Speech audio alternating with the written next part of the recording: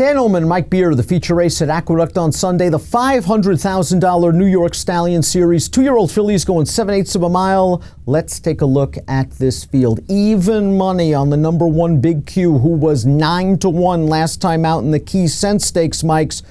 Boy, she really improved with the switch to Aqueduct. She did. She ran a figure in that race that, as you'll see when you start going down her competition from top to bottom, it's going to make her really hard to beat right back. It was a figure that kind of came out of nowhere, but I guess with these 2-year-olds, again, they can improve and the light bulb can go on. She was a pace-pressing winner that day. Timeform US believes she's going to have to do a little bit more work, and I think from the inside post, it's kind of a tricky spot for Jose Lezcano. We'll see what kind of trip she can get. She did show a little bit surprising early speed last time. But listen, maybe she's just a 2-year-old who's really coming around right now. Time limit, the 7 for Michael Maker, expected to make the lead in this blue bar scenario. She was on the lead last time out. No match for Big Q. Holmdel Park stepping up off a maiden win for Jimmy Ryerson, also expected to be close along with the 5-day board. But let's start with the 1 Big Q. Winner of the Key Cents last time out, got right up close to the pace from the outside. That is Time limit on the rail, and Big Q just runs right by her. Yeah, just overpowered this horse in the stretch and goes clear at the end. The horse who's going to finish second is not a bad horse at all, play tone for George Weaver. So this is a quality win for this horse. I think it's, yes, the figure kind of came out of nowhere for this race, but it's worth noting that this horse was a debut winner, and that race wasn't fast, but closing down a contested pace in that race. And her next start, the Adirondack, where she was 60-1, she ran a lot better than it looks in that race and was in contention at the 8th pole there. I mean, I know the figure came out of nowhere, but the performance didn't really come out of nowhere.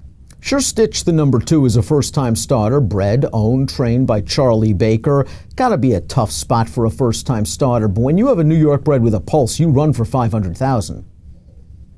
Yeah, I mean, it sort of feels that's probably the case here. We'll see if this horse can show up first time out. It's a tough distance, but it's not a field full of stars. Charlie Baker does a really good job.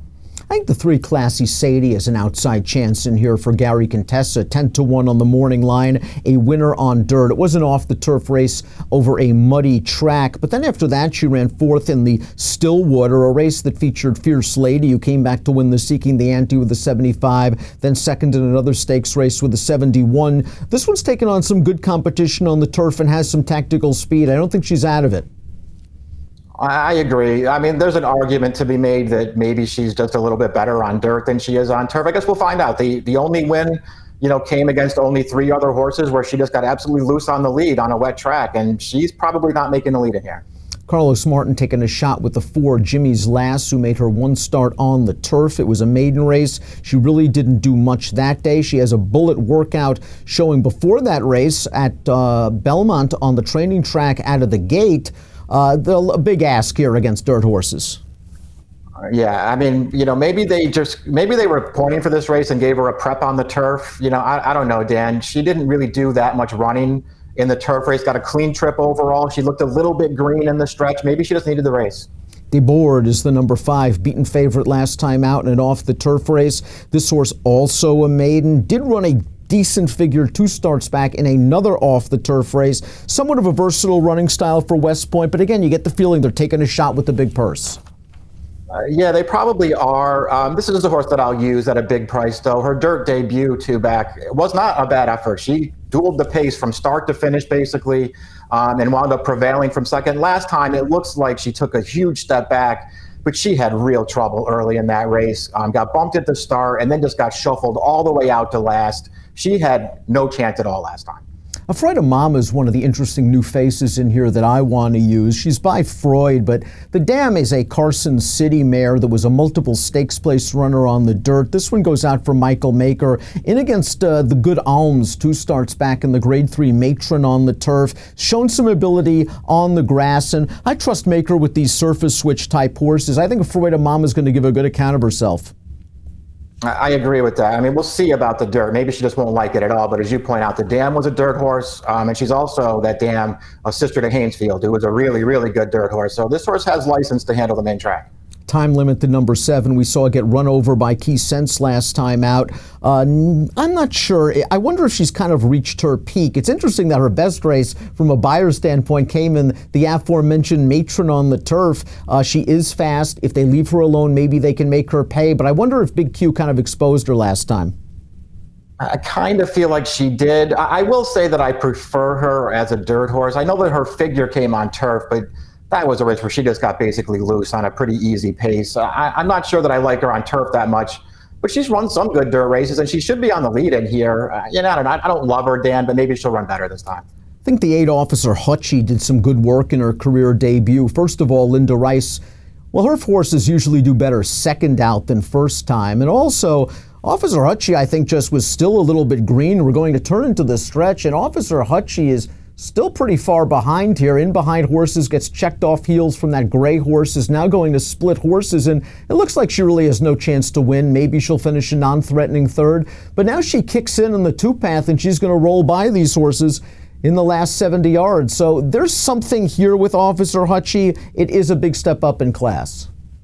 Yeah, a big step up in class. You're right. She did some good things in that race, though. Ultimately got clear in time. Really game, I thought, to close it down after getting out of the traffic. She ran okay. Maybe she'll take a step forward. I like the mixture of speed and stamina and the pedigree of the 9, Bank Sting, first-time starter for John Terranova. Central Banker of the sire adds some speed. This horse is a half, though, to a stakes-placed Dirt Router. The Dam was stakes-placed at 2. But again, it's another situation of a first-time starter taking on some quality, experienced opposition.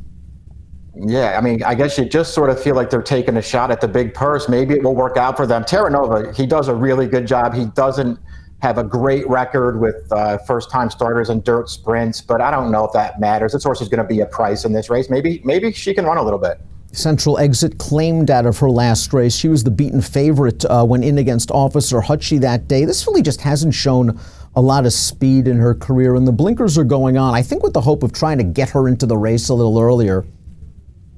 Yeah, probably. The debut at Laurel in a race that got wired, she did get, bumped at the start and just wound up way out of it. Last time, I don't know, I guess Officer Hutchie did run better, but this horse took a little bit of a shuffle in that race, got behind horses on the turn and just lost a lot of position. I thought it cost her a little bit.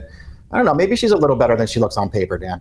Completing the field is the 11 Holmdel Park. We'll take a look at Holmdel Park's most recent race, and I thought it was a game performance over Aubrey Tate, who I think has some potential.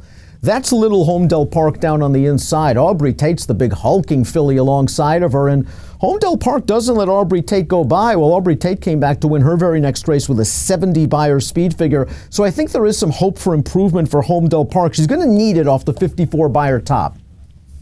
Yeah, going to have to do better. That was a game win for her, though, where she showed a little bit of better speed on the main track. It's interesting because Ryerson ran her on turf and then wanted to run her on turf again. But her pedigree is all dirt on the bottom. I wonder why he keeps insisting on running her on grass. We'll see if she takes a step forward. Let's take a look at our top selection for the $500,000 New York Stallion Series. We both were blown away by Big Q's last race. And again, while the fig came out of nowhere, I think Mike made a very good point. It's not like the race came out of anywhere, because the debut, I thought she was very, very game to sort of pick her way through horses to win. The trouble he mentioned in the Adirondack. And I liked that Gary Gullo gave her a little bit of time after sort of a disappointing effort in the Seeking the Ante. She's got to work out a trip, but she's way the horse to beat off her last race. 1-7-3-6 for me. 1-5-6-7 for you. Yeah, she's just hard to go against, right? I mean, off that last race, and listen, maybe she won't back it up and something crazy will happen in here, but this is not a strong field. If she runs back to that race, she's probably going to win. Race 8 at Aqueduct on Sunday, $500,000 New York Stallion Series has an approximate post time, 3:46 Eastern. Good luck.